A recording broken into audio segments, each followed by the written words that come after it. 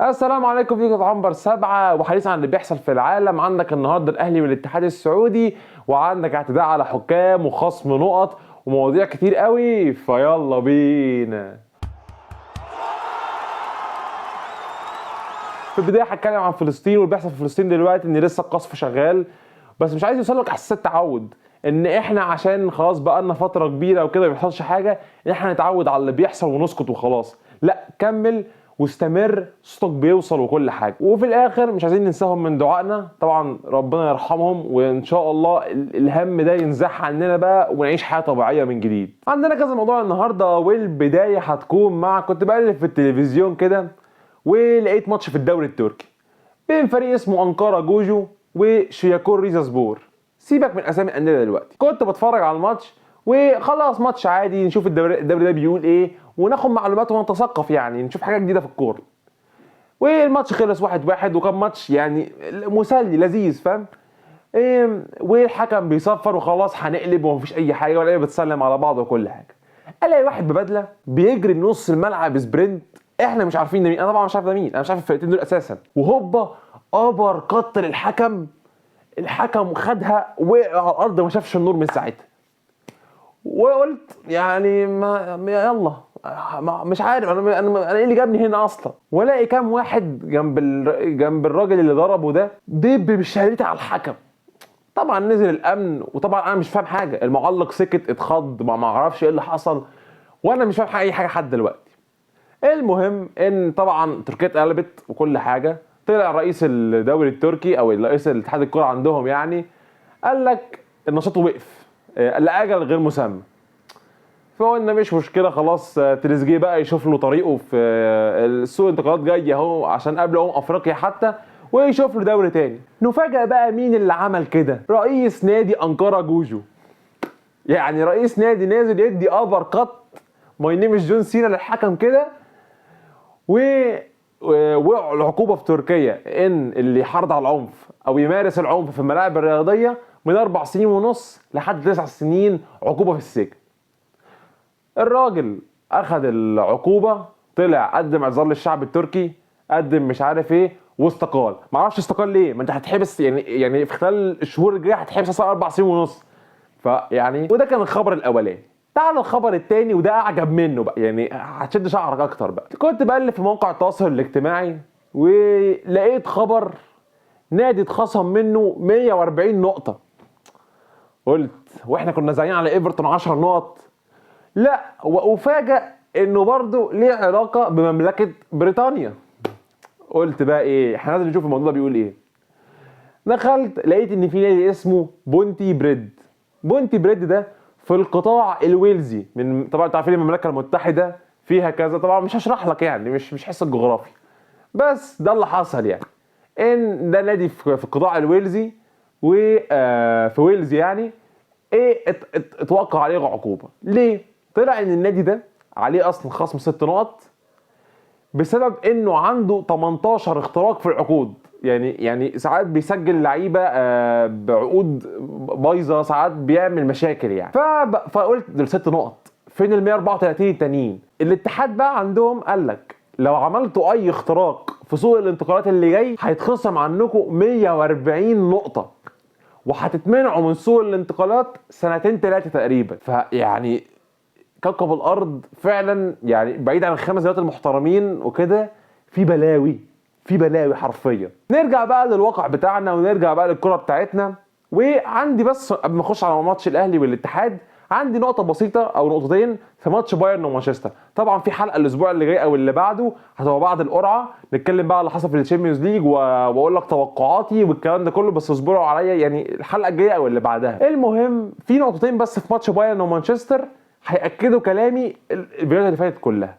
كان في نقطة الفيديو اللي فات عن السيتي لما قلت لك ان انا عندي مشكلة مع جوارديولا، ان في الماتشات اللي ممكن يبقى ليه افضلية كبيرة جدا هو بيفضل يكهرب الماتش 90 دقيقة لحد ما ممكن تتقلب عليه بسهولة من كتر سرعة الريتم وكده. عايزك تتفرج يا عزيزي المشاهد لو انت ما اتفرجتش على اخر تلت ساعة من بايرن ومانشستر. شوفوا البايرن تعامل ازاي بكمية الهدوء وكميه ان انا بنقي الكوره في الاولد ترافورد قدام فريق محتاج يكسبني عشان يتاهل او يروح اليوروبا ليج. وعلى فكره مش سهله خالص ان فريق انجليزي يطلع رابع، واحنا شفنا الارقام القياسيه اللي حصلت مانشستر يونايتد ونيوكاسل عاملين رقم تاريخي ان هم اول نادي انجليزي يفنش رابع، ومانشستر يونايتد من اكتر الفرق اللي داخل فيها جوان. ولكن هي دي النقطه اللي انا بتكلم عنها، كيفيه تهدئه الريتم. وانت يعني ايه، طبعا عارف ان بايرن كان مخلص التاهل وكل ده، بس في هدوء، موت الريتم صح. هو ده اللي انا كنت بتكلم عليه وبقول لجارديولا في ماتشات انت مش محتاج فيها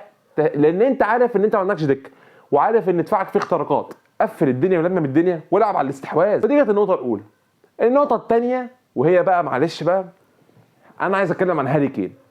هاري كين يا جماعه الماتش ده اجبرني، ودي المرات النادره في الكوره ان لعيب يجبرك انك تتفرج عليه وتسيب بيت ال 22. هاري كين عايزك تتفرج عليه لوحده كده طول ال 90 دقيقه. هاري كين لدرجه ان هو بيلعب وبصير وبلاي ميكر غير انه مهاجم، كان بينزل في اوقات جنب جوريتسكا وكيميش انه ياخد الكره من نوير ويبني هو اللعب. هاري كين اللي عمله في الماتش ده بجد انا بالنسبه لي استثنائي. في حاجات بتحصل في الموسم في الاخر بتخلص بايه؟ ان مثلا حد ياخد بطوله فياخد هو البالون دور، حد ياخد معرفش ايه ده. طبعا مش بقلل من اللي بياخدوا بالون دور وكده، ولكن في لقطات وفي مجهودات فرديه اللعيبه بتعملها محدش غيره بيعملها في مركزه. هات لي حد بيعمل اللي هاري كين بيعمله في بقيه يعني بقيه اللعيبه بيعملوه. هل هالاند بيعمل الادوار دي؟ لا. هل حد بيعمل كده؟ وده اللي ياخدني للسؤال، جوارديولا انت تقريبا دي الاخبار اللي كانت بتتقال يعني ان انت كان قدامك مفاضله بين هاري كين وهالاند. بصراحه كمنظومتك دي وان انت دي بروين بيغيب كتير، واضح ان الاجابه كانت ان هاري كين يبقى افضل من هالاند. هل ده هيغير في الاهداف اللي بيجيبها هالاند ولا لا؟ لا طبعا. هالاند كده كاهداف وارقام تهديفيه هو محقق المعادله دي ما فيهاش اختلاف. ولكن انا بالنسبه لي كوره مانشستر سيتي كنت عايز هاري كين، والدليل الماتش بتاع بايرن ومانشستر. طبعا احنا هاري كين مش متابعينه قوي في الدوري الالماني، وانا متاكد انه بيعمل قد كده 10 مرات احنا عشان نتابع توتنهام وكده. فهاري كين بجد بعد الماتشات الجايه نصيحه مني، حط عينك على هاري كين بس هتستمتع، ده غير اساس اللي عمله كينجسلي كومان اساسا. فهاري كين في الماتش ده كيفني لدرجه لا يتخيلها احد. اخر بقى موضوع معايا وفكك من العبث اللي فات ده كله، عندك ماتش الاهلي والاتحاد السعودي، النسر ضد النمر. الماتش ده انا بالنسبه لي من الماتشات الحلوه اللي انا مستنيها، لان فعلا المباريات العربيه خصوصا المصريه والسعوديه انت بتحس ان فيها قوه واثاره مختلفه عن بقيه الماتشات نظرا للشعبيه ونظرا للجماهيريه والكلام ده كله. ولكن انا حابب اشوف المواجهه دي، حابب اشوف محمد الشناوي بنزيما، مروان عطيه، كانتي، فابينيو. عايزين نشوف الماتش ده فعلا، الماتش ده مثير للاهتمام. هيجي واحد يسالني يقول لي انت هتشجع مين؟ انت اعلنت ان انا بشجع الاتحاد السعودي في فيديو سابق مع كابتن فوده، والحقيقه انا بشجع الاتحاد السعودي، ولكن في الماتش ده لما الاقي بلدي بتلعب ومصر بتلعب لازم اختار الاهلي المصري. بقى الاتحاد السعودي بقى دلوقتي بقى بتاع. النقطه بقى اللي بره الماتش وهي النقطه الجماهيريه. كان في ماتش بين الاتحاد والاوكلاند، طبعا الاتحاد كسبوا فجالنا. طبعا هتكلم على اللي حصل فنيا في النقطه اللي جايه، ولكن بعد الماتش الاتحاد السعودي وهو خارج عاملين يغنوا. طبعا انتوا عارفين القصه الشهيره بتاعت الطعميه بالكبسه. عندك بقى ايه؟ قالوا 1 2 الطعميه راحت فين؟ ولازم يجي يتفرج في اكشنها يا دوري على ام بي سي اكشن، لازم يدينا حتتين كده ايه اللي هو ايه يسخن بيها الدنيا. فانا بدي رساله للجمهور السعودي كل مره، ودي بقى خدها من واحد مصري بقى عارف الاهلي كويس، كل مره حد بيراهن فيها ضد الاهلي بيكسب وبيعلم عليه. يعني تعالى كده نفتكر ونسترسل في التاريخ حتى بامثله انديه مصريه. عندك الاهلي لما دخل قدام الهلال من كام سنه في كاس العالم انديه، قال لك ده سالم الدوسري على علي معلول وايه عبد القادر ده ومش عارف ايه وجوميز وما اعرفش ايه. 4-1 عبد القادر مدي 50 كوبري للباكات رايت بتوعهم، وعلي معلول عامل له 50 اسيست في الماتش. الزمالك جم راهنوا عليه قال لك رونالدو وما اعرفش ايه، الزمالك حابس دم النصر السعودي لحد الدقيقه 90 وفي الاخر رونالدو بيعمل لك سي ويحط جون في اخر الدقيقه خطا دفاعي. فانا بقول لك اهو كل ما بتراهن ضد الاهلي بتخسر. المره الوحيده اللي انتم ما راهنتوش فيها ضد الاهلي كانت 2007 في كاس عالم للانديه ولا 2005 تقريبا. الاتحاد السعودي كسب بالاسطوره محمد نور. تقريبا دي المره الوحيده اللي كان حاسين ان الماتش متكافئ الاتحاد السعودي هو اللي كسب. طبعا في قبل كده المواجهات التاريخيه هي 3 ماتشات بين الاهلي والاتحاد، الاتحاد كسب ال3 ماتشات، بس كانوا قبل يعني ماتش في 1995 ده كان في البطوله العربيه والاتحاد السعودي كسبه، وكان 2001 تقريبا يا ودي بطوله عربيه برضه او كاس عالم مش فاكر بصراحه، بس الاتحاد السعودي كسبها 3 مرات. تعال بقى نخش تكتيكيا. الاتحاد السعودي قبل ما يجي لك او يجي الاهلي يعني كسب اوكلاند سيتي 3-0. والحقيقه اوكلاند سيتي ده هو بيجي لك من قاره اوكانوسيا، بيجي لك عارف انه جاي اول ماتش وبيخسر وبيروح سلام عليكم، والاهلي كسبه حتى السنه اللي فاتت ولا اللي قبلها. فانت بتتكلم على ان كده الماتش كان متوقع انه ضعيف والاتحاد يكسب السعودي، ولكن لازم ناخد بعض النقط وده اللي هيساعدني في ان انا احط تشكيله الاهلي. النقط اللي عند الاتحاد السعودي الضغط الشرس، الريتم السريع واللي بيساعده في كده كورنادو ورومارينيو وكاندي والواد في نص الملعب اسمه فيليبي، دول بيدوا للاتحاد السعودي سرعه وخفه وسرعه ريتم، غير طبعا الكواليتي بتاعهم ولسه على الدكه جوده. فطبعا طبعا كده في فرق كواليتي مش هضحك عليك. الاتحاد السعودي عامل في الماتش ده فوق ال 20 فرصه، وحجازي رجع في الدفاع طبعا الحمد لله على السلامه وعوده وخبر مهم جدا. على فكره حجازي رجع في 4 شهور وهو كان متوقع له 6 شهور وكده هيلحق افريقيا. طبعا في فرق كواليتي، في ضغط وشراسه وكده. الاهلي بقى الناحيه الثانيه، الاهلي مشكلته حاجتين في ماتش زي ده، ان الاهلي تحضيره بطيء، وان استغلال الفرص احنا عارفين مش عايزين نتكلم كده انا اتكلمت في كذا فيديو عن الاهلي في موضوع استغلال الفرص ده وبرجعوا تشوفوه. ايه بقى التشكيل المثالي اللي انا احطه الماتش زي ده؟ طبعا هفترض ان الكل سليم. تعالى الاول اختار لك تشكيله مثاليه.